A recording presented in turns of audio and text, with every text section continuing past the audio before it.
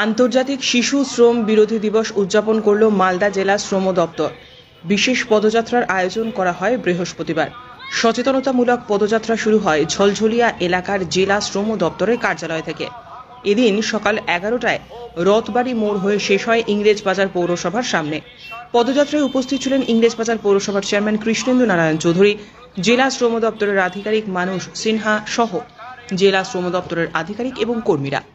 শ্রমিক ভাই বোন এবং তাদের পরিবার, জেলার শিশু সুরক্ষা দপ্তর, জেলা আইনি সহায়তা কেন্দ্রের পক্ষ থেকে প্রতিনিধিরাও পদযাত্রার মাধ্যমে হাতে প্ল্যাকার্ড ব্যানার নিয়ে পথচারী নাগরিক এবং সমস্ত দোকান ও অন্যান্য প্রতিষ্ঠানের মালিক ও কর্মচারীদের সংশোধিত শিশু শ্রম নিষেধ ও নিয়ন্ত্রণ সংক্রান্ত 2016 আইন সম্পর্কে অবহিত করেন।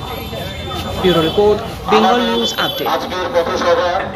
অ্যান্টি চাইল্ড লেবার ডে আজকে পালন হচ্ছে।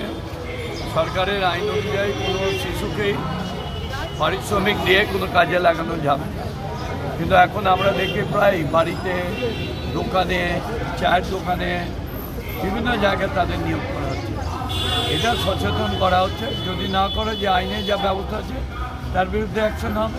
কিন্তু প্রচুর ছেলেকে তো কাজ করতে দেখতে পাওয়া যায়। এটার জন্য তো আজকে এটা র্যালি এবং এটা আপনাদের মাধ্যমে প্রচার হবে। দোকানে দোকানে যদি প্রচার চালানো হয়, এটা যে কেউ আপনিও ধরতে পারেন। প্রত্যেকটা নাগরিকের অধিকার আছে।